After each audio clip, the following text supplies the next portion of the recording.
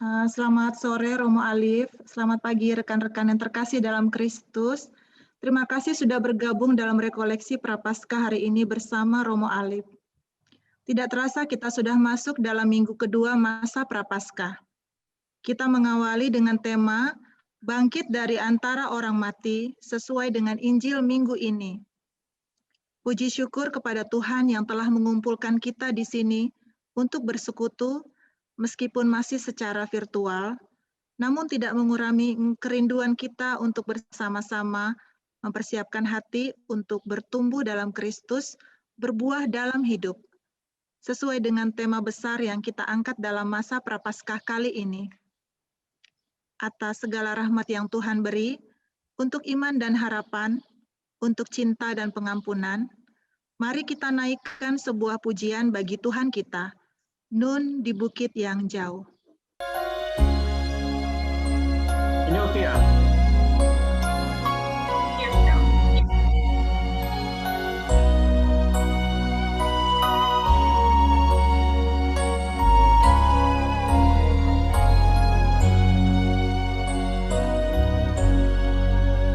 Nun di bukit yang jauh, tampak kayu salib, lambang kutub nestapa celah. Salib itu terang, Tuhan Maha Kudus menebus umat manusia.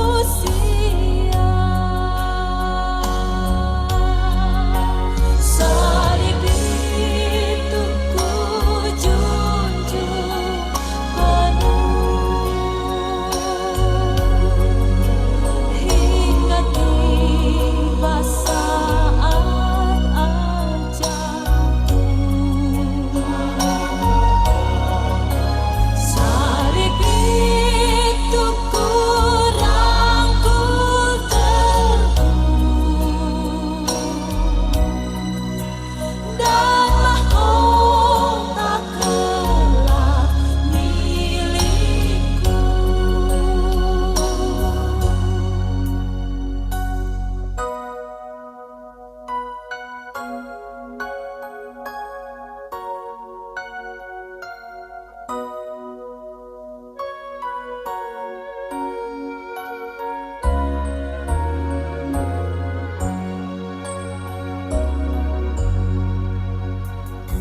Setia terang ikut jalan salib, meski diriku pun dicela.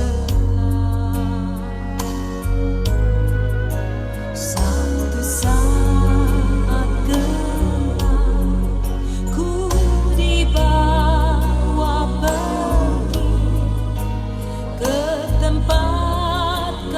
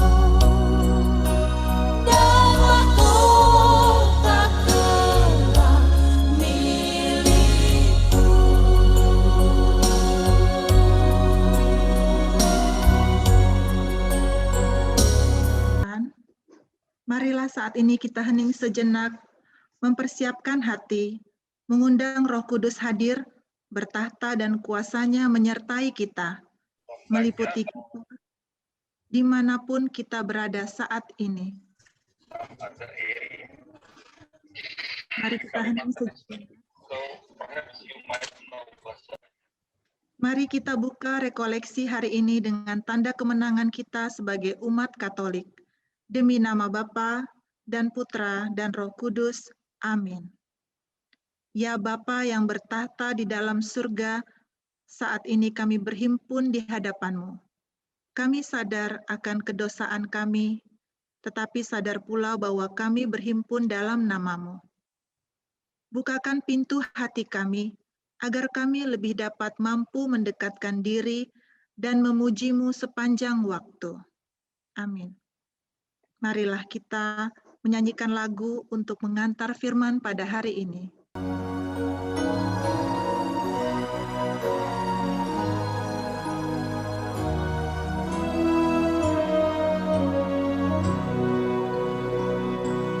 Di bawah salib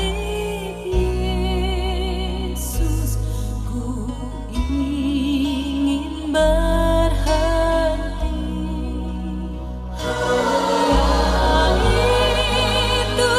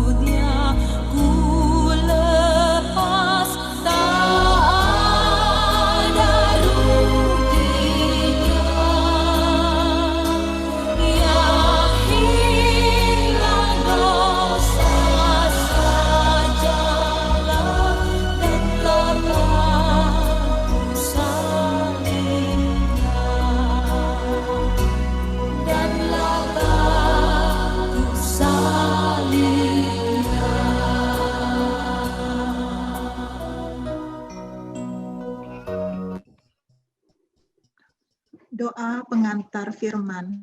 Marilah kita berdoa. Allah yang Maha Kuasa, kami menjalankan masa Prapaskah ini sebagai tanda pertobatan kami. Berkatilah Romo Alif yang sesaat lagi akan menyampaikan firman-Mu dan renungan dalam rekoleksi hari ini. Letakkan kuasa dan otoritas ilahi dalam setiap perkataan yang keluar daripadanya, dan mampu menghadirkannya dengan pertobatan dan hidup yang berkenan di hadapan-Mu. Dengan perantaraan Yesus Kristus Putra-Mu, Tuhan kami, yang bersama dengan Dikau dalam persatuan Roh Kudus, hidup dan berkuasa, Allah sepanjang segala masa. Amin. Bapak dan saudara-saudari terkasih, selamat pagi dan Tuhan memberkati. Hari ini saya akan mengajak kita merenungkan Injil, di mana kita akan merenungkan sebuah tema, bangkit dari antara orang mati.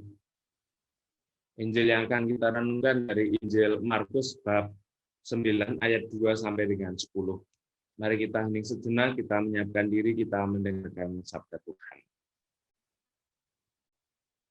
Tuhan sertamu dan sertamu juga. Inilah Injil Yesus Kristus menurut Markus. Dimuliakanlah Tuhan. Injil Markus bab 9 ayat 2 sampai dengan 10. 6 hari kemudian Yesus membawa Petrus, Yakobus, dan Yohanes, dan bersama-sama dengan mereka, ia naik ke sebuah gunung yang tinggi. Di situ mereka sendirian saja. Lalu Yesus berubah rupa di depan mata mereka, dan pakaiannya sangat putih berkilat-kilat. Tidak ada seorang pun di dunia ini yang dapat menggelantang pakaian seperti itu. Maka tampaklah kepada mereka Elia bersama Musa. Keduanya sedang berbicara dengan Yesus. Kata Petrus kepada Yesus, "Rabi, betapa bahagia kami berada di tempat ini. Baiklah, kami dirikan 3 kemah, 1 untuk engkau, 1 untuk Musa, dan 1 untuk Elia." Ia berkata demikian sebab tidak tahu apa yang harus dikatakannya, karena mereka sangat ketakutan. Maka datanglah awan menaungi mereka, dan dari dalam awan itu terdengarlah suara, "Inilah anak yang kukasihi, dengarkanlah dia." Dan sekonyong-konyong waktu mereka memandang sekeliling mereka, mereka tidak melihat seorang pun lagi bersama mereka, kecuali Yesus seorang diri. Pada waktu mereka turun dari gunung itu, Yesus berpesan kepada mereka, supaya mereka jangan menceritakan kepada seorang pun apa yang telah mereka lihat, sebelum Anak Manusia bangkit dari antara orang mati. Mereka memegang pesan sambil mempersoalkan di antara mereka apa yang dimaksud dengan bangkit dari antara orang mati. Demikianlah Injil Tuhan. Terpujilah Kristus. Ibu, Bapak, dan saudara-saudari terkasih, hari ini saya disapa Ibu Komandan, Ibu Admin, Bu Ikan. "Romo, kok nggak ada PR-nya?" Oh ya, saya bilang ini masih masa pandemi, jangan PR. Maka PR-nya minggu depan. Nah, apa yang mau saya bagikan kepada kita pada hari ini, terutama ketika kita diajak untuk merenungkan tema APP kita, aksi puasa pembangunan atau Prapaskah kita itu adalah bertumbuh dalam Kristus dan berbuah di dalam hidup. Lalu secara khusus pada Minggu Prapaskah yang kedua ini, kita diajak untuk merenungkan bangkit dari antara orang mati. Kalau kita merenungkan kata bangkit dari antara orang mati dalam Injil Markus, setelah dia bersama-sama memberi penjelasan terkait dengan identitas Yesus. Jadi kalau dalam konteks Injil Markus itu sebelum peristiwa transfigurasi atau peristiwa Yesus yang menampakkan diri dalam kemuliaannya, ada pertanyaan yang mendasar yang diajukan Yesus kepada para muridnya. Menurut orang lain, siapakah aku ini?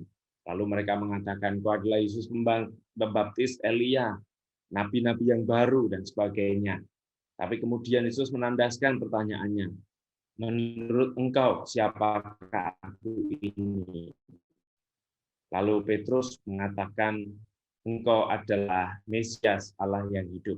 Nah, konteks transfigurasi itu menjadi konteks di mana penegasan akan apa yang disabdakan dan dikatakan oleh Yesus kepada Petrus ketika bertanya, siapakah aku ini menurut kamu? Dan Petrus menegaskan, engkau adalah Mesias, anak Allah yang hidup.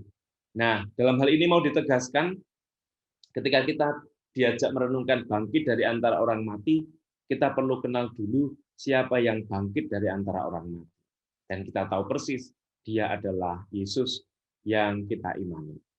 Maka pengakuan Petrus itu dikatakan sebagai titik balik atau turning point dari pewahyuan Yesus sendiri. Ketika mereka, para rasul, mulai mengikuti sejak tampil di Sungai Yordan, kemudian membuat keputusan-keputusan, memilih para rasul, dan kemudian mengikuti mereka, Yesus pun mulai perlahan-lahan menyibakkan identitasnya. Maka sejak saat itu Yesus mulai menubuatkan terkait dengan sengsara, wafat, dan kebangkitannya.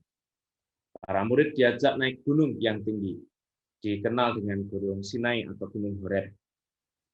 Dan di sana diketahui bahwa di tempat gunung itulah di mana Musa dan Elia tadi di dalam Injil Markus datang dan berdiskusi, berbicara bersama dengan Yesus di atas gunung itu.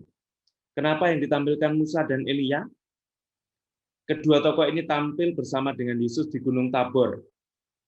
Hal ini mau menegaskan bahwa Musa adalah tokoh yang menerima hukum Taurat.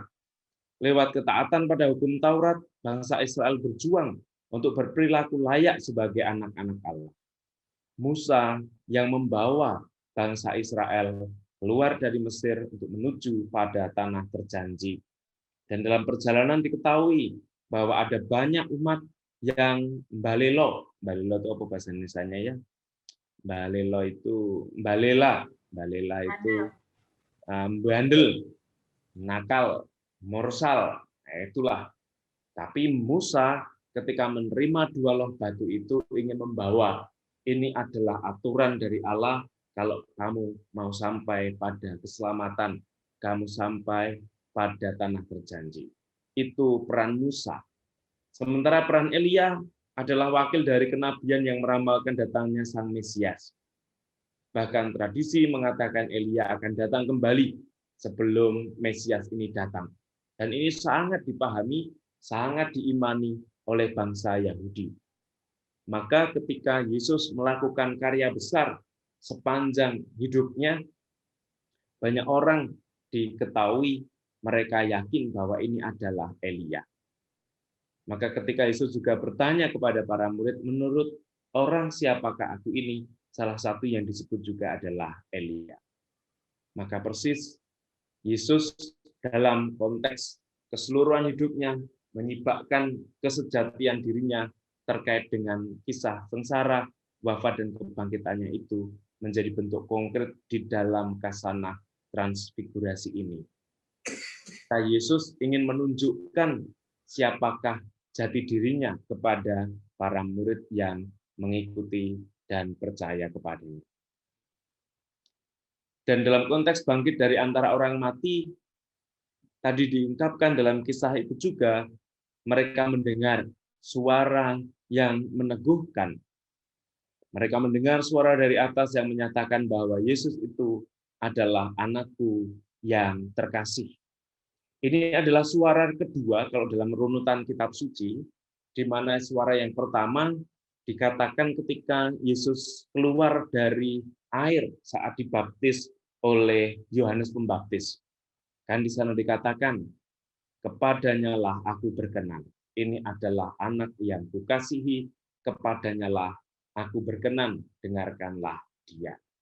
Nah, ini menjadi poin juga bahwa ketika di atas gunung itu, para murid mendapatkan kejelasan tentang identitas dari Yesus sendiri. Dia adalah anak yang dikasihi oleh Allah Bapa. Dalam hal ini artinya juga bahwa Yesus sedemikian dekat dengan Allah atau Dia yang ada di atas sana dan mendapatkan semua itu daripadanya. Pernyataan tadi diikuti dengan suara yang mendengarkannya. Ia dapat mendengarkan kebijaksanaan ilahi karena hikmat telah memenuhi dirinya. Artinya Yesus mendapatkan semua kebijaksanaan ilahi itu ketika taat dan setia sampai akhir. Dia harus menanggung semua dosa umat manusia. Maka dalam konteks ini, bangkit dari antara orang mati juga mau menegaskan bahwa Yesuslah yang memang sedari awal ketika dia lahir, hidup, berkarya, kemudian mengikuti seluruh proses bagaimana dia harus wafat, sengsara, dan bangkit, itu menjadi satu kesatuan utuh bagaimana dia taat kepada Allah. Dan ketaatan itu berbuah kebangkitan dari antara orang mati. Mengingat dalam seluruh sejarah karya keselamatan Allah, nanti kita akan melihat pada saat Paskah, hanya Yesus satu-satunya anak sulung yang dibangkitkan, dan mulai dari situ, kelak ketika Yesus datang kedua kali, akan ada yang disebut dengan kebangkitan semua orang mati. Artinya, ini adalah cara Allah menunjukkan bagaimana keselamatan, bagaimana cintanya, bagaimana kerinduannya, supaya manusia itu juga mengalami kebangkitan dari antara orang mati. Dalam hal ini juga bangkit dari antara orang mati berarti melihat konteks bahwa para rasul ketika tadi dikatakan oleh Petrus, kami sangat gembira, kami sangat senang, kami akan mendirikan 3 kemah di sini, 1 untukmu, 1 untuk Musa, 1 untuk Elia. Tetapi Yesus tidak mengiyakan dan justru malah mengajak mereka, mari kita kembali ke Galilea. Turun gunung. Dan persis saat turun gunung, Yesus berpesan, jangan diwartakan apa yang kamu lihat sebelum anak manusia atau sang Mesias itu, putra Allah itu, mengalami kebangkitan dari antara orang mati. Maka dengan demikian ketika peristiwa turun gunung sambil berdiskusi dengan Yesus, para murid juga dalam kekaguman, ketakutan, keheranan, dan pertanyaan besar. Apa sih yang dimaksudkan dengan bangkit dari antara orang mati? Namun Yesus ingin mengajak bahwa bukannya mereka diminta untuk merahasiakan, pertama-tama iya itu betul, tapi nanti akan diwartakan pada waktunya, dan yang paling penting adalah mereka diharapkan menyadari arti bagi kehidupan mereka sendiri lebih dulu makna bangkit dari antara orang mati. Kebangkitan yang dirasakan oleh para rasul pada waktu itu, Yohanes, Yakobus, dan Simon Petrus itu membawa mereka pada keyakinan bahwa aku beriman pada orang yang benar dan aku juga akan mengalami hal yang sama sebagaimana yang dialami oleh Yesus sendiri. Amin, saudara-saudara. Ya, ini nggak boleh haleluya, soalnya masih Prapaskah.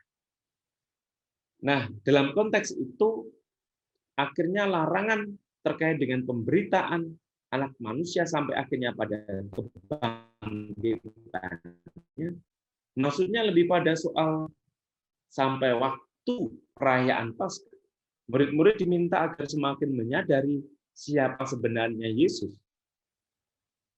Dia yang nanti bangkit mengatasi maut, yang mendapat kasih karunia sedemikian penuh sehingga kematian nanti tidak lagi menguasainya.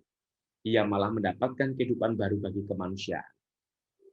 Dalam hal ini jelas bahwa konteks ketika Yesus bangkit dari antara orang mati yang kita rayakan pada saat Paskah nanti menjadi buah, menjadi kekuatan, menjadi keyakinan, tetapi juga menjadi pengharapan baru bahwa beriman kepada Kristus adalah iman yang hidup.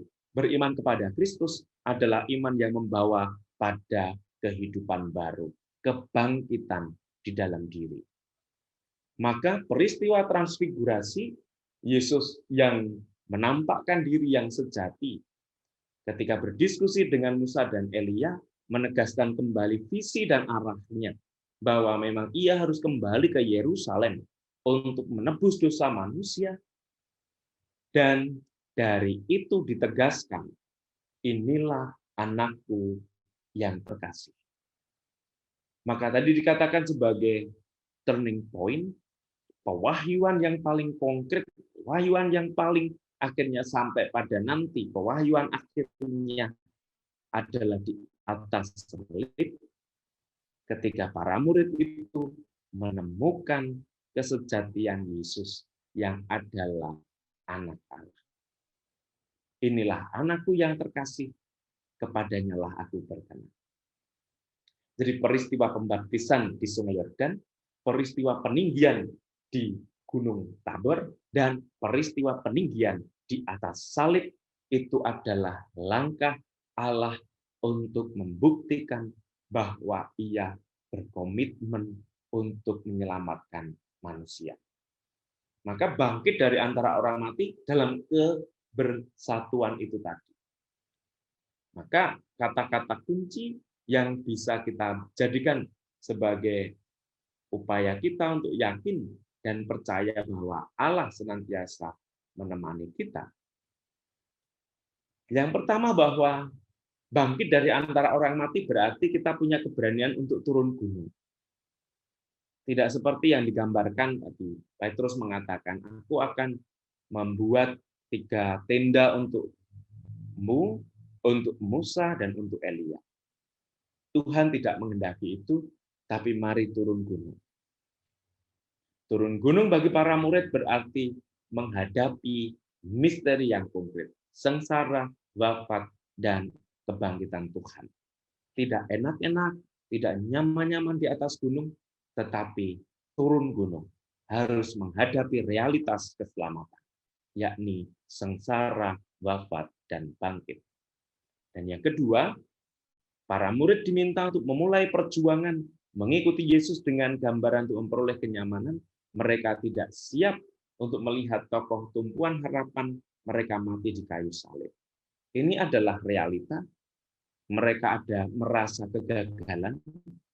Maka besok ketika sudah Yesus wafat, mereka merasa kecewa, ada kekecewaan terus-menerus gitu kira-kira. Dan kekecewaan itu terakumulasi sampai akhirnya ada pengalaman 2 orang di Emmaus yang dijumpai dan dikobarkan kembali. Mereka akan sampai pada peristiwa itu. Demikian hanya dengan kita juga akan mengalami begitu banyak kekecewaan ketika aku doa yang ini kok tidak dikabulkan, doa itu kok tidak dikabulkan, aku sudah ikut novena di gereja ini dan itu kok tidak dikabulkan. Kadang-kala ada sisi manusia yang mau tidak mau harus kita jujur, kita ketemu dengan situasi-situasi yang tidak mudah. Para murid pun juga demikian. Tetapi akhirnya semangat Prapaskah yang dicanangkan di tahun ini bertumbuh dalam Kristus dan berbuah dalam kehidupan, akhirnya mengajak kita untuk kembali keluar dari zona-zona nyaman kita, keluar dari situasi-situasi yang nyaman dalam kehidupan kita, untuk masuk ke dalam situasi-situasi yang beresiko. Beresiko dalam hal ini adalah di mana kita ditantang iman kita, bahwa iman tanpa perbuatan adalah mati, dan 3 hal yang bisa kita kerjakan seperti minggu yang lalu. Yang pertama adalah doa, yang kedua adalah puasa, dan yang ketiga adalah sedekah. 3 hal itu menjadi bukti bagaimana kita keluar dari zona nyaman kita. 3 hal itu menjadi bukti konkret bagaimana kita ingin keluar dari zona-zona kehidupan kita. Sehingga dengan demikian kita beroleh rahmat dan bangkit dari antara orang mati berarti keluar dari situasi-situasi yang membelenggu diri kita. Nyaman, duduk, enak, seperti hanya yang ditawarkan oleh Petrus, 3 kemah untuk Yesus. Tidak. Kita harus turun gunung. Kita harus masuk ke dalam realitas kehidupan. Kendati ada kekecewaan demi kekecewaan, Tetapi ketika kita berani masuk di dalamnya, dan pada masa Prapaskah ini, kita bisa berlaku dan memperlakukan diri kita, mendorong hidup kita untuk 3 hal. Doa, puasa atau pantang, dan bersedekah. Dan dari sana kita yakin kita juga akan mengalami kebangkitan seperti yang dialami oleh Yesus sendiri. Dan sebagai penutup dari renungan ini, saya akan memberi sebuah cerita. Ceritanya begini. Ada seorang yang cukup terkenal, dia adalah seorang YouTubers gitu. Sebutlah nama YouTubers ini adalah Bejo. Nah, si Bejo ini karena dia sudah punya begitu banyak harta dan sebagainya, lalu dia pun dalam tanda kutip ngawur hidupnya. Sampai akhirnya tanpa dia sadari dia terkena sebuah penyakit akibat pergaulan bebasnya. Sebutlah nama penyakit itu HIV. Dan dia divonis dokter waktunya tidak panjang lagi. Dia sekarang berbaring lemas di atas tempat tidurnya dan dia hopeless, tidak punya harapan lagi. Tapi dia menyadari bahwa aku ini adalah orang yang berdosa, aku adalah anak yang dibuang, aku adalah orang yang tidak pantas lagi untuk dekat dengan Tuhan. Lalu sekali waktu ada teman akrabnya, sebutlah namanya Mukidi, itu menyambangi dan ingin menyapa keadaan si Bejo ini seperti apa sekarang ini. Akhirnya si Mukidi pun datang dan berkunjung, terjadilah obrolan di antara mereka. Dan si Bejo pun memulai obrolan dengan mengatakan, "Di Mukidi, aku berdosa. Dan inilah tanggungan yang harus aku tanggung. Bagian dari hidupku. Dan aku tidak lagi layak untuk mengalami dan menerima kasih Tuhan." Lalu ia pun bercerita panjang lebar tentang seluruh hidup. Intinya mengeluh mengesah dan tidak bisa berbuat banyak lagi karena penyakitnya hanya tinggal menunggu waktu dia berada di dunia ini. Dan kemudian si Mukidi itu pun sambil ya dengan caranya menghibur di sana sini, dia melihat ada sebuah foto seorang anak. Lalu dia pun iseng bertanya, "Jo, ini foto siapa?" Lalu dia berkata, "Ini adalah fotonya putriku. Dia adalah satu-satunya yang paling aku cintai, satu-satunya hal yang paling berharga di dalam hidupku. Sekarang di mana? Oh, dia ada di tempat yang baik, yang sudah bisa membuat dia untuk bertumbuh dengan baik." Kemudian si Mukidi pun bilang kepada Bejo, "Kamu mencintainya?" "Iya." "Kalau misalnya dia minta apa yang dia ingini, oh saya akan berjuang untuk anak itu." Anak ini adalah anak yang sungguh-sungguh membuat aku bisa bangkit dan hidup lagi. Sampai akhirnya saat ini aku bisa bertahan seperti itu. Kendati aku tahu waktuku tidak panjang. Lalu si Mukidi pun bertanya, "Jo, kamu sungguh mencintainya?" "Ya, aku sungguh mencintai." Lalu Mukidi pun bilang begini, "Jo, Bejo, demikian halnya dengan Allah. Yesus juga mencintai kamu. Di meja kerjanya ada fotomu. Dia selalu yakin bahwa apa yang kamu kerjakan ketika kamu mengakui itu sebagai sebuah kesalahan dan kamu bertobat, dia akan membukakan pintu untukmu. Memang waktumu tidak banyak, tetapi dari waktu yang tidak banyak itu, ketika kamu menggali hidupmu dan membangun pertobatan, maka engkau akan dipulihkan dan disembuhkan jiwamu. Maka yakinlah bahwa Tuhan tetap mencintai kamu.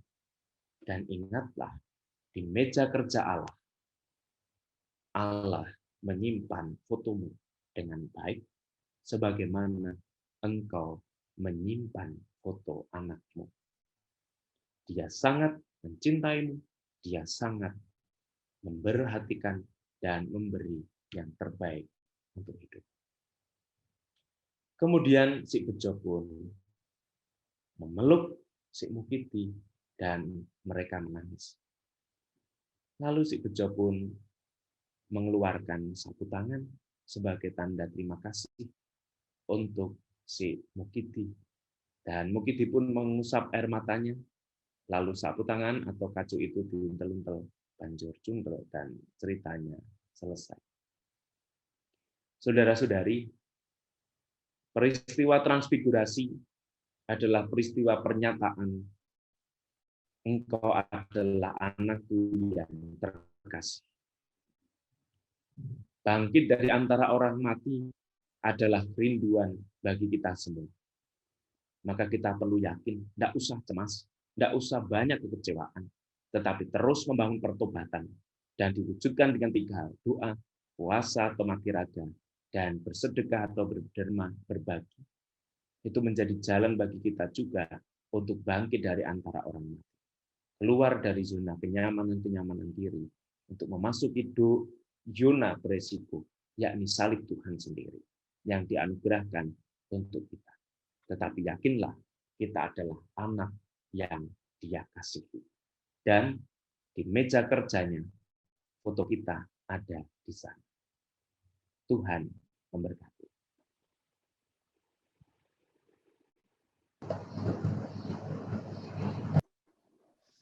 Terima kasih Romo Alif.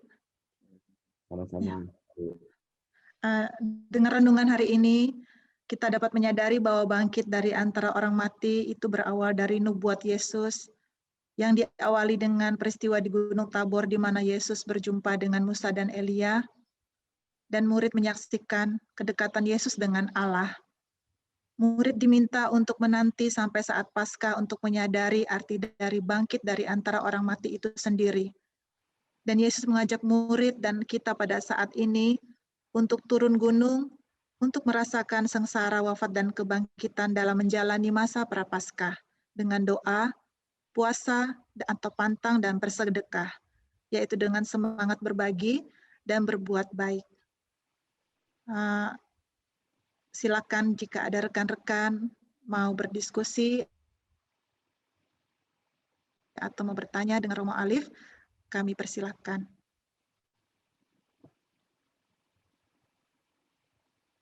Bagi teman-teman di Qatar, mungkin mendengar suara hujan. Di Jogja hujannya seperti ini suaranya. Baru hujan deras ini.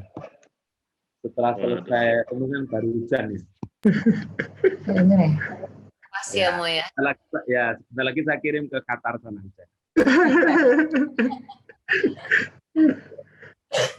Ya, baik. Mungkin ada yang mau mendalami apa yang kita renungkan pada sore hari ini.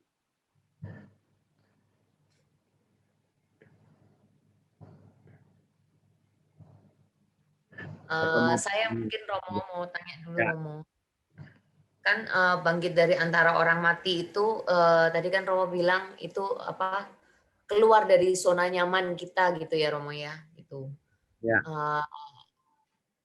Kalau boleh kasih tips dan tips lah Romo gitu, gimana caranya kita bisa mulai berani gitu loh Romo untuk keluar dari zona nyaman itu Romo. Ya, baik.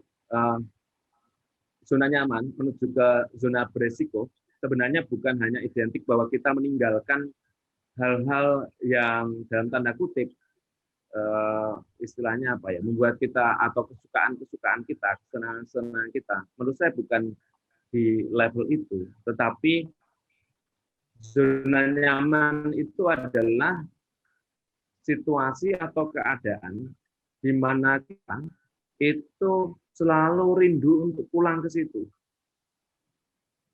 Dan itu cenderung negatif. Jadi kalau sifat dalam bahasa rohani itu disebut disonan. Jadi ada kecenderungan-kecenderungan kita yang disonan. Disonan itu berarti menjauh dari Allah. Jadi ketika kita berada dalam situasi itu, harapannya orang dibangun kesadaran, dan dari kesadaran itu kemudian dia perlahan-lahan untuk meninggalkan hal itu. Saya rasa ada begitu banyak contoh. Misalnya dalam masa pantang nih hari Jumat, kita itu mungkin hampir sehari itu penuh makan dengan gorengan misalnya. Dan kebetulan kita suka dengan gorengan. Lalu ketika saya ingin misalnya membangun dari zona itu nyaman menjadi zona beresiko, berarti saya entah itu menghindarkan diri, membebaskan dari. Membebaskan dari itu ya ada baiknya, tetapi sebenarnya nggak begitu baik juga. Karena harusnya sampai pada bebas untuk membebaskan diri untuk tidak memilih itu. Artinya, ketika saya tahu bahwa biasanya saya makan 10 tempe gorengan, lalu hari Jumat maka saya ya masih makan tapi mungkin 2 atau 3. Berarti saya mulai membangun kesadaran untuk mengurangi hal itu, meninggalkan kesukaan-kesukaan itu, walaupun saya mungkin masih ada kecenderungan ke situ. Mengingat hal ini tidak bisa sekali jadi. Harus berlatih terus-menerus. Nah, seperti itu sebenarnya. Jadi zona nyaman menuju ke zona beresiko itu bukan berarti bahwa hal-hal yang sifatnya harus mainstream atau anti mainstream, sering kita dengar begitu ya. Masuk ke zona yang anti mainstream, harus sesuatu yang enggak. Tetapi mulai dari sikap kita ketika kita berada dalam situasi dan keadaan yang biasa, yang real, yang sederhana, yang sehari-hari itu, aku apa yang bisa mulai aku pilih, dari pilihan-pilihan itu kemudian aku kurangi.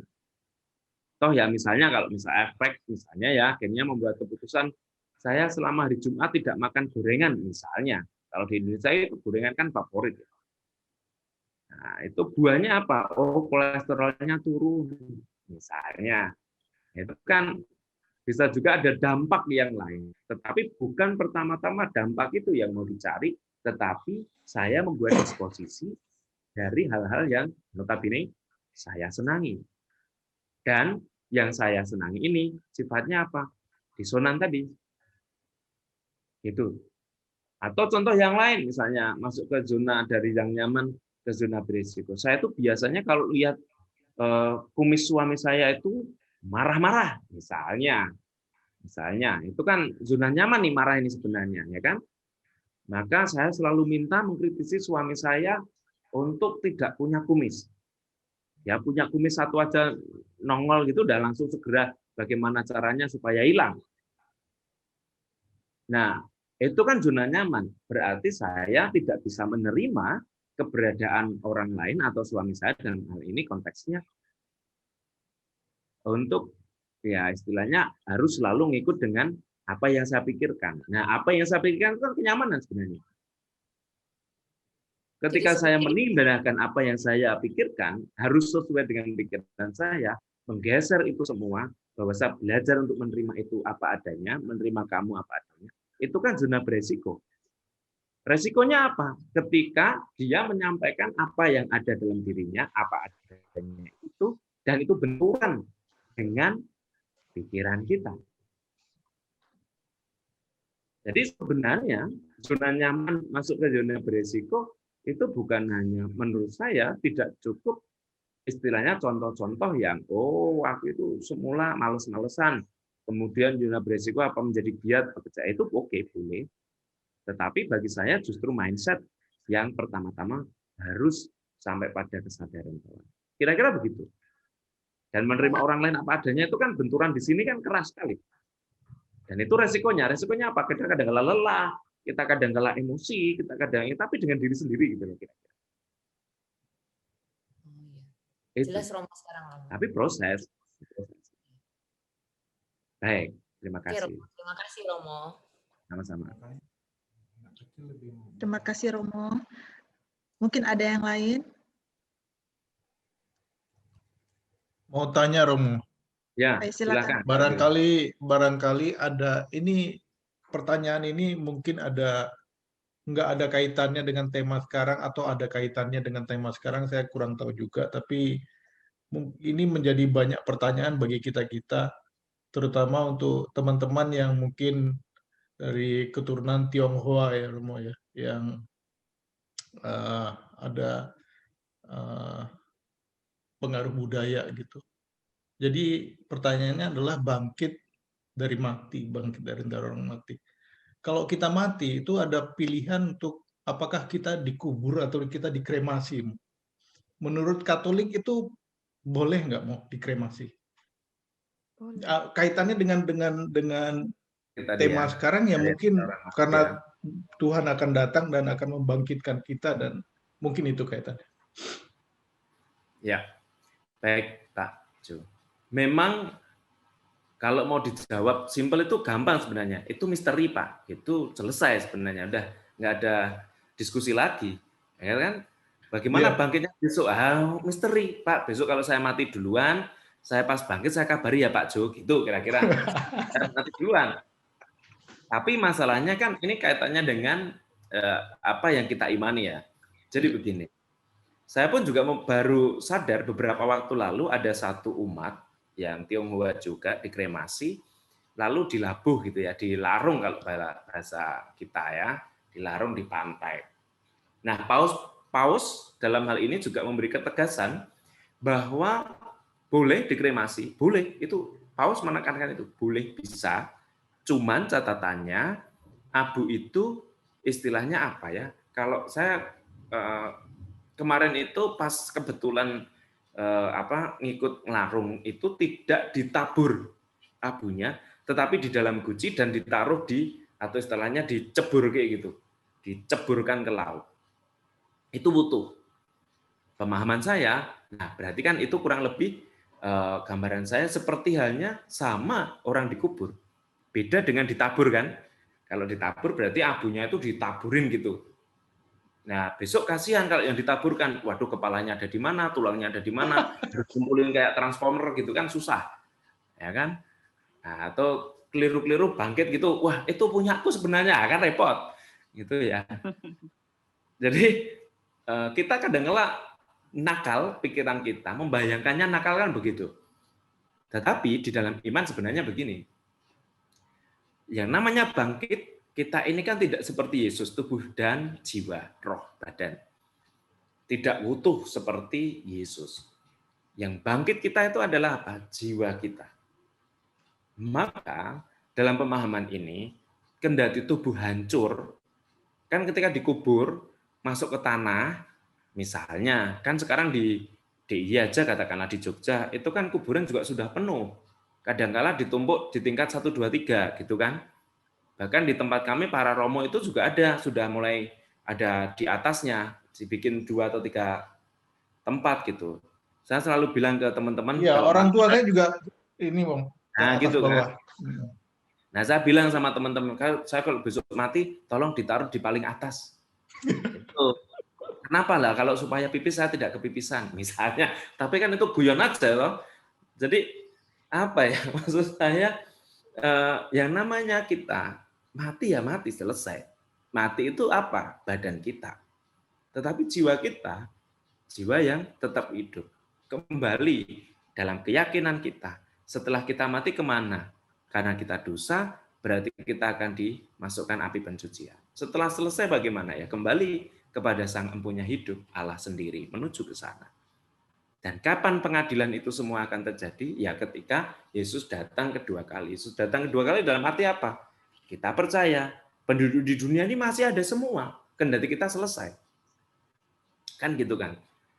Jadi dia akan mengadili orang yang hidup dan yang mati. Artinya saat Yesus datang yang kedua kali, entah kapan, kita nggak ngerti.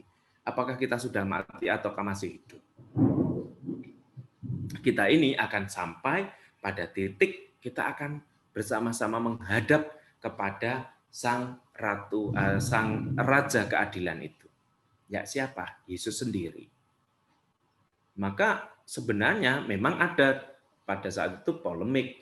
Apakah ini dikremasi ini bagaimana sama yang istilahnya dikubur? Tetapi iman kita mengatakan bahwa kebangkitan kita adalah kebangkitan orang mati, itu berarti jiwa atau roh kita. Itu, Pak Jo. Maka tadi Terima kasih, Romo. kendati ya mau dikremasi juga tidak masalah. Boleh.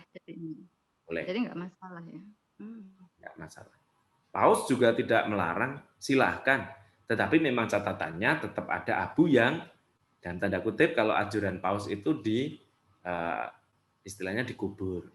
Atau kalau saya tahu beberapa tempat itu juga disimpan gitu ya, abunya disimpan. Gitu kira-kira. Gitu Pak Jo. Ya, terima Itu kasih, Romo.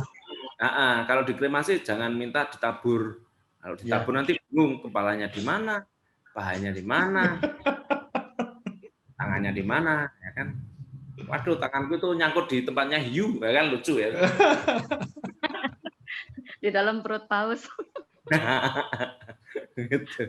Itu Yunus. Mau tanya dong. Ya, silakan. Boleh tanya. Mau tadi kan cerita Romo itu mirip banget sebetulnya sama cerita saya. 10 tahun yang lalu saya kan divonis breast cancer. 2 bulan berturut-turut saya nangis tidak berhenti. 2 tahun berturut-turut saya itu bisa bangkit memuji Tuhan dengan waktu loh, Mo. Jam 6, jam 9, jam 12, jam 3, jam 6 itu 2 tahun berturut-turut. Sambil bertanya why, dan jawabannya adalah karena supaya Tuhan ingin dimuliakan namanya melalui saya. Tapi setelah survive 10 tahun, kok kebangkitan itu nyusut hilang lama-lama. Jadi sekarang rasanya kalau sembahyang itu ya seperlunya, bangun tidur doang, kalau ada yang ngundang sembahyangan doang, terus mau tidur. Terus gimana dong, Mo? Kan nggak mungkin kalau bangkit itu harus diingatkan dengan sakit atau apapun, atau dengan anak, atau dengan suami, atau dengan apapun. Gimana supaya diri kita sendiri itu menyadari bahwa kebangkitan itu harus terus dipupuk sebenarnya setiap hari. Ya. Ya, baik Bu.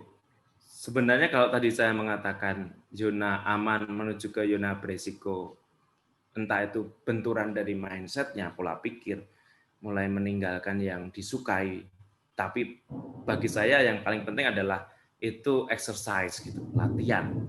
Namanya latihan itu tidak sekali jadi, tetapi terus berproses. Memang yang namanya godaan itu ya nggak bisa dipungkiri, tetap ada, selalu ada. Tetapi itu cara bagi kita untuk melihat kembali visi yang mau kita bangun itu apa atas hidup kita. Nah, justru menurut saya, bagi saya, apa yang dialami Bu Heni ini adalah miracle, gitu. Mujizat. Mujizat itu kan istilahnya apa? Kita mau, belum tentu Allah mau ya nggak jadi. Ya. Kita tidak mau, Allah tidak mau, ya nggak jadi. Kalau Allah mau, kendati kita tidak mau, ya tetap jadi. Maka kalau kita mau, Allahnya mau, cocok, itu loh. Jadi bagaimana akhirnya kita menemukan sebuah frekuensi yang sama dengan Allah. Lalu apakah menurut saya, apakah hanya akan dalam konteks doa, dan doa? Bagi saya nggak cukup.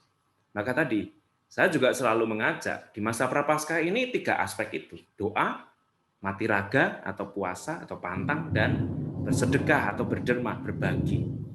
Sehingga Yakobus yang mengatakan iman tanpa perbuatan itu mati, akhirnya bisa kita hayati sebagai penyemangat kita. Kalau misalnya Ibu merasa bahwa sekarang doa yang pokok seperti yang dulu itu sudah mulai menyusut, tetapi justru perbuatan-perbuatan kebaikan-kebaikan menjadi lebih besar, lah itu kan juga akhirnya baik juga. Walaupun tidak dalam konteks saya harus ketemu orang berbuat baik pada orang. Oh, aku kok dimusuhi ya, saya kok tidak disukai ya, oke, aku akan mendoakan kamu misalnya. Itu kan juga bagaimana kita keluar dari zona-zona nyaman kita. Karena kalau mau cari kenyamanan, aku dimusuhi, caranya bagaimana? Aku memusuhi. Aku akan menunjukkan kekuatanku bagaimana kamu itu hancur di hadapanku. Itu nyaman. Zona nyamannya itu. Nah, zona beresikonya bagaimana? Ketika aku dimusuhi, berarti aku belajar dan membalas kasih. Itu zona beresiko itu. Resikonya untuk siapa? Untuk kita sendiri kan. Aduh, nah ini nggak seimbang. Oh, dia musuhi saya kok suruh berbuat kasih. Itu kan beresiko sekali. Resikonya kepada siapa? Kepada saya. Balik kepada kita. Itu Bu. Jadi Ibu nggak usah khawatir, nggak harus nunggu sakit lagi. Kita kan berharap nggak seperti itu kan Bu ya. Amit-amit dong, amit-amit mau jangan sakit lagi. Maka tetaplah kita cara berterima kasih bahwa itu miracle terjadi pada diri Ibu. Ya, Amin. tinggal Kalau sekarang itu miracle menerapkan memang, frekuensinya aja, gitu ya. Allah itu Iya. frekuensinya sinyalnya segini, pakai Telkomsel, aku ya pakai simpati kan cocok gitu kira-kira. Iya, Mo. Terima kasih, Mo, jawabannya. Puji Tuhan kalau itu miracle, Mo. Amin. Ya. Amin.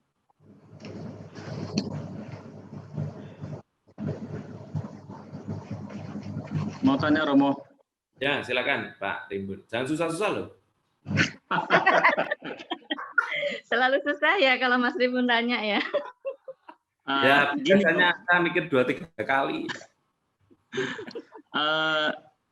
saya atau mungkin semua orang mungkin kadang berpikir bahwa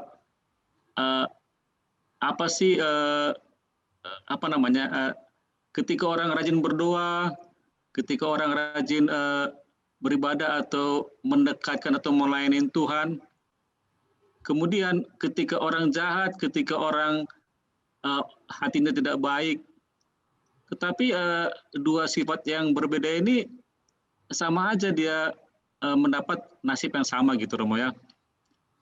Sekarang kita nggak tahu atau kita terlalu over ekspektasi Romo, ketika saya coba berbuat baik, saya mengharapkan sesuatu yang wah dari Tuhan gitu. Pikiran-pikiran itu selalu ada ketika saya merasa ada sesuatu hal yang mendapat kesialan, saya berarti ada hukuman Tuhan ke saya gitu. Sebenarnya ini pemikiran seperti itu kadang harusnya nggak boleh ya Romo ya. Tetapi itu selalu ada. Kalau sebenarnya formula apa yang boleh kita terapkan Romo supaya kita nggak berpikir seperti gitu Romo. Makasih Romo. Nah, itu. Benar kan Bu? Nah, ini benar kan? Nah, Iya, kayak balasan. Formulanya simple sebenarnya. Kalau formulanya itu simple H2O. Itu formulanya. Air dong, Mo. Air suci, Mo. Siram kepala. H2O. Nah, kalau saya gini. Jadi, kalau yang namanya tindakan, dalam hal ini kalau berbuat baik kok malah dimusuhi dan sebagainya.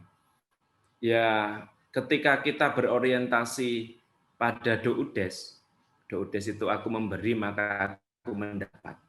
Itu sebagai orientasi dan motivasi, ya kita lelah. Jadi itu formulanya. Kalau formula kita itu doudes, ya otomatis kita akan kecewa, lelah, capek, seolah-olah nggak ada hasil. 0, zong gitu. Itu formulanya. Jadi kalau kita ngecek pada diri kita bahwa saya punya unsur doudes, saya memberi maka saya akan mendapat. Ya, resikonya tanggung sendiri kira-kira begitu. Tetapi ketika kita belajar, misalnya kita tetap ada doudes, aku memberi atasanku ya harapanku supaya dipromosikan dan sebagainya. Misalnya, tetapi ketika itu punya keberanian, pelan-pelan digeser bahwa yang namanya motivasi, yang namanya doudes tadi kemudian digeser menjadi sebuah ketulusan, menjadi sebuah istilahnya aku memberi tidak mengharap kembali. bagaikan sang surya menyinari dunia, gitu ya, lagu Kasih Ibu itu, ya kan? Itu kan konkret sebenarnya formulanya. Maka sebenarnya bagaimana menggeser orientasi atau motivasi atau visi kita ketika kita hadir dan ingin memberi yang terbaik untuk orang lain. Ya sebenarnya memberi itu titik gitu aja. Jadi memberi ya memberi gitu. Maka sebenarnya ketika kita memahami kita itu sudah diberi banyak oleh Allah. Dan ketika saya berbuat baik, memberi yang terbaik untuk orang lain, itu berarti tanda terima kasih saya kepada Allah. Itu akan lebih baik bila dibanding ketika saya seolah-olah mengumpulkan yang namanya amal, supaya dari amal itu saya mendapatkan surga. Kalau itu orientasi kita, kita diketahui Allah. Surga itu sudah ada di telapak kaki ibu. Katanya begitu. Surga itu sudah diberikan kepada kita, orang yang beriman kepadanya. Artinya apa? Tugas kita adalah bukan mencari dan menemukan surga. Tidak. Tugas kita adalah berbuat baik karena kita sudah mendapat kebaikan Allah. Artinya apa? Surga itu sudah dianugerahkan kepada kita. Ya kita nggak usah cari amal, nggak usah cari pahala. Gitu.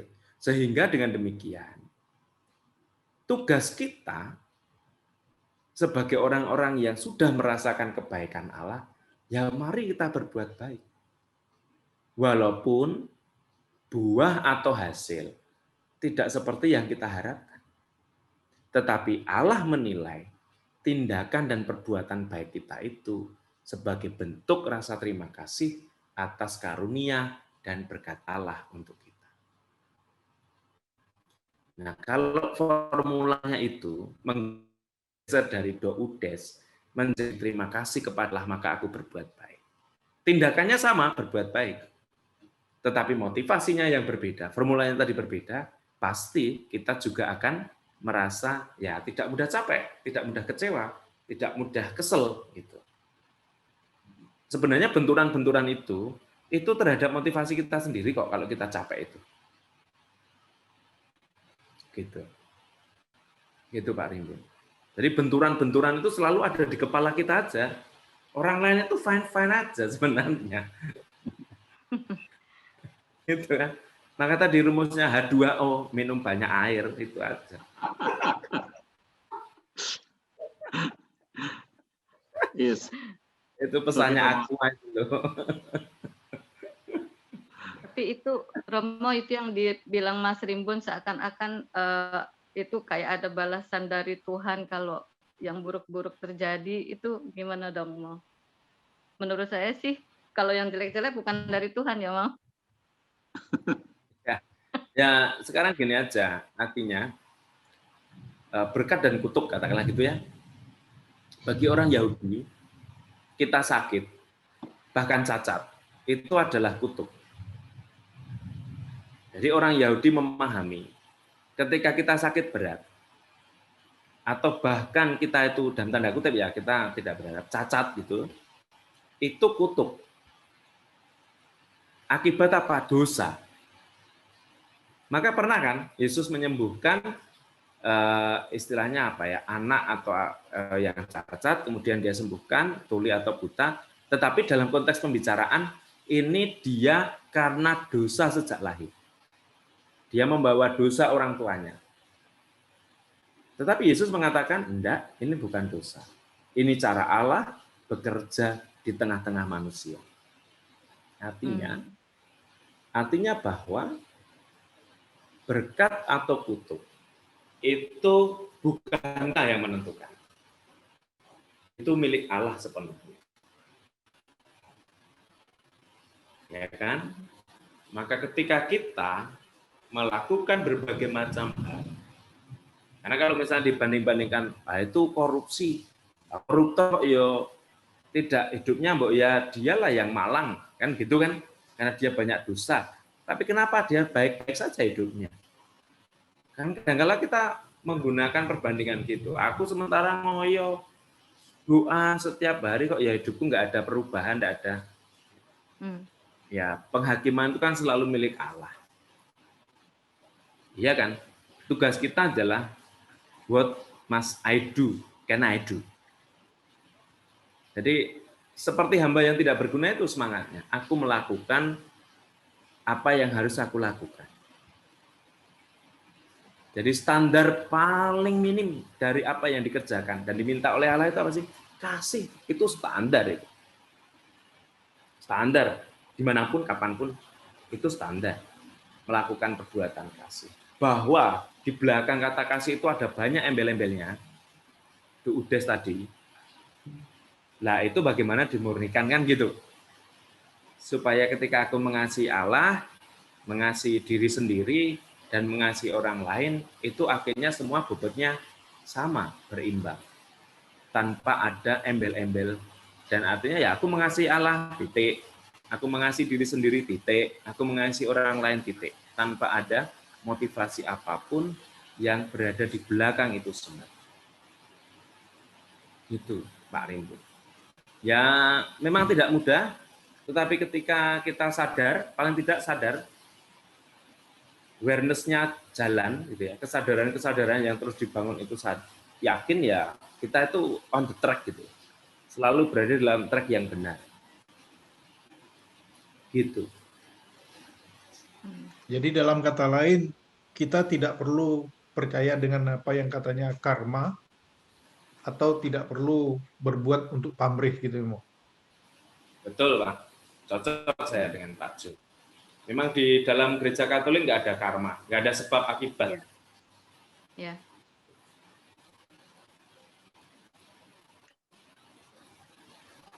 Begitu. Iya, Mo. Makasih, Mo.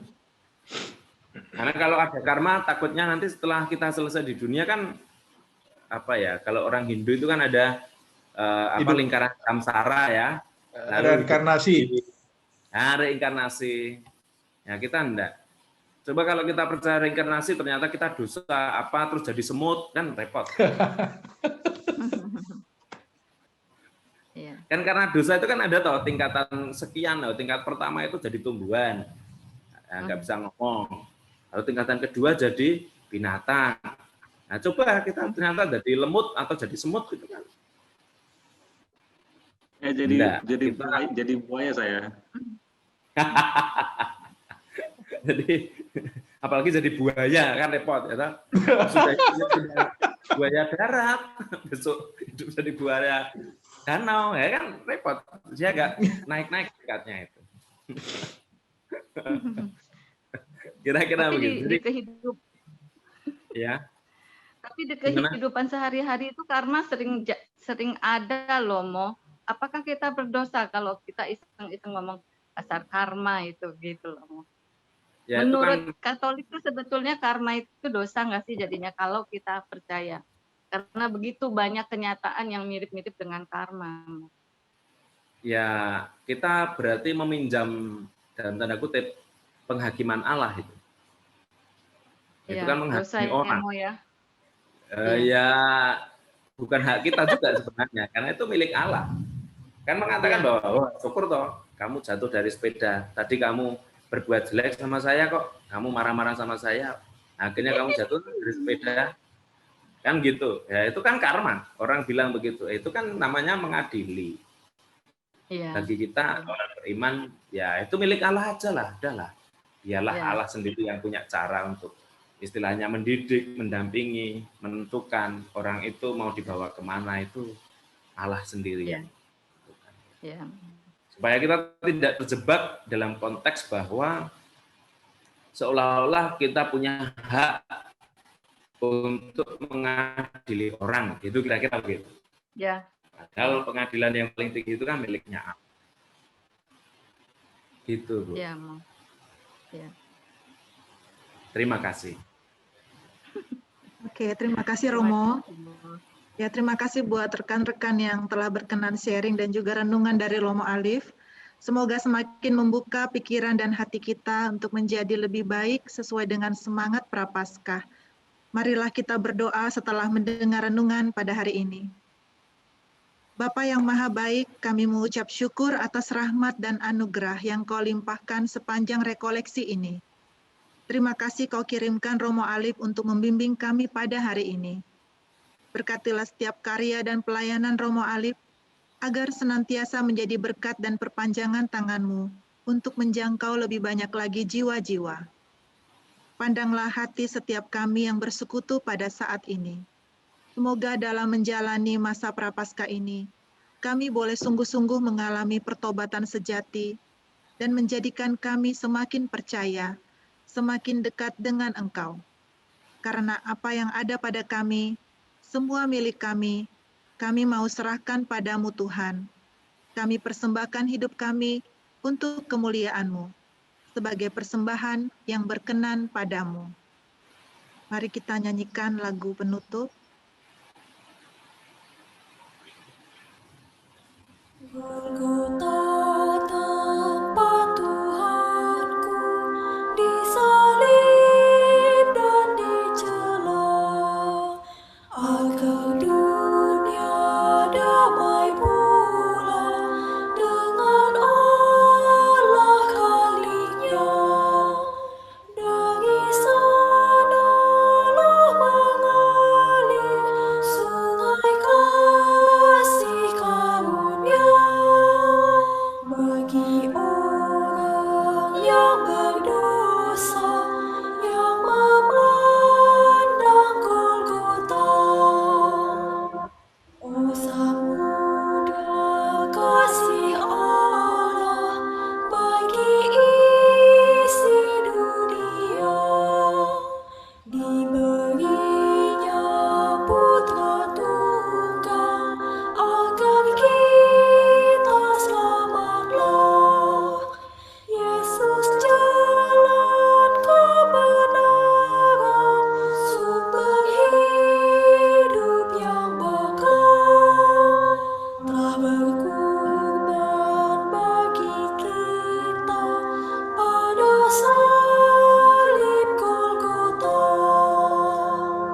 Mari kita muliakan cinta kasih penebus. Dosa kita Dia hapus dengan darah yang kudus. Ia taat sampai mati pada salib Golgota. Kita hidup oleh Dia, puji Tuhan selamanya. Marilah kita berdoa. Mari kita satukan doa dan permohonan kita dengan doa yang diajarkan Yesus kepada kita. Bapa kami yang ada di surga, dimuliakanlah nama-Mu, datanglah kerajaan-Mu, jadilah kehendak-Mu, di atas bumi seperti di dalam surga. Berilah kami rejeki pada hari ini, dan ampunilah kesalahan kami, seperti kami pun mengampuni yang bersalah kepada kami. Dan janganlah masukkan kami ke dalam pencobaan, tetapi bebaskanlah kami dari yang jahat. Amin. Salam Maria, penuh rahmat, Tuhan sertamu. Terpujilah engkau di antara wanita, dan terpujilah buah tubuhmu Yesus.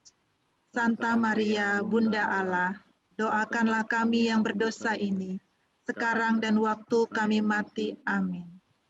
Kemuliaan kepada Bapa dan Putra dan Roh Kudus, seperti pada permulaan, sekarang, selalu, dan sepanjang segala abad.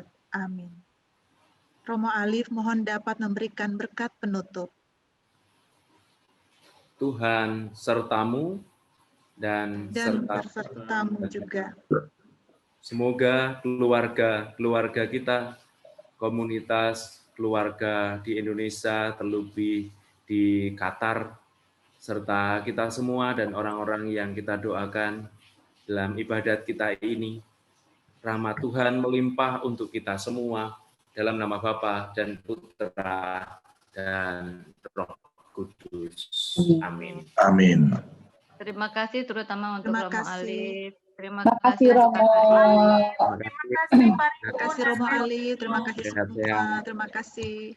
Terima kasih. Terima kasih Romo Ali. Terima kasih semua. Terima kasih. See you all next week. Bye. Bye, Bude. Oh, Bang Hafiz.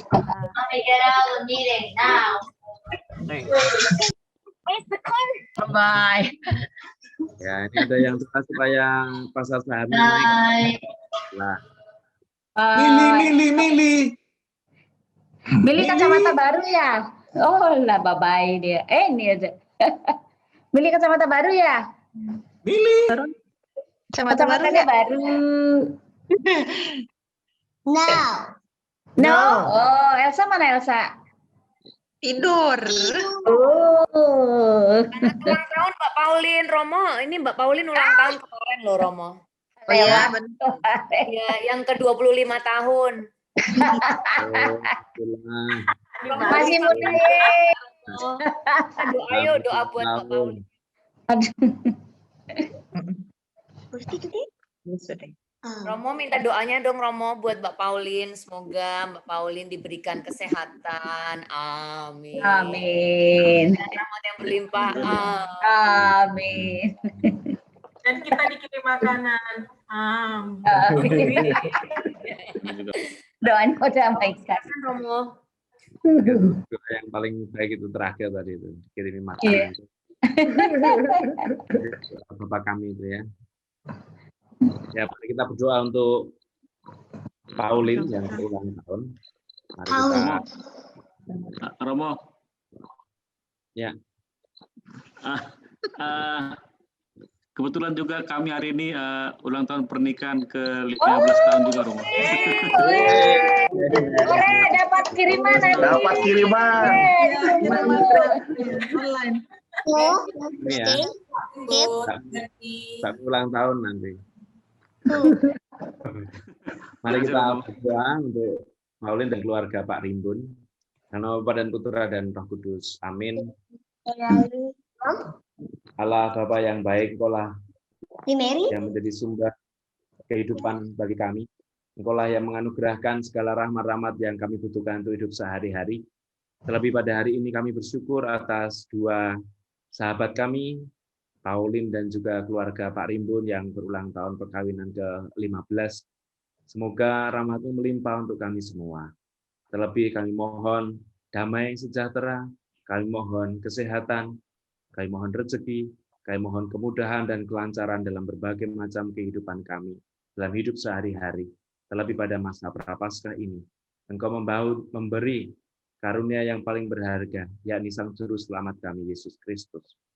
Ya Tuhan, anugerahkanlah rahmat-Mu untuk kami semua, terlebih mereka yang kami doakan, Paulin dan keluarga Pak Rimbun. Semua doa ini kami serahkan padamu demi Kristus Tuhan dan pengantara kami. Amin. Amin. Salam Maria, penuh rahmat, Tuhan sertamu, terpujilah engkau di Engkau di antara wanita, dan terpujilah buah tubuhmu Yesus. Santa Maria, doakanlah kami yang berdosa ini, sekarang dan waktu kami mati. Amin. Dimuliakanlah nama Tuhan sekarang dan selama-lamanya. Amin.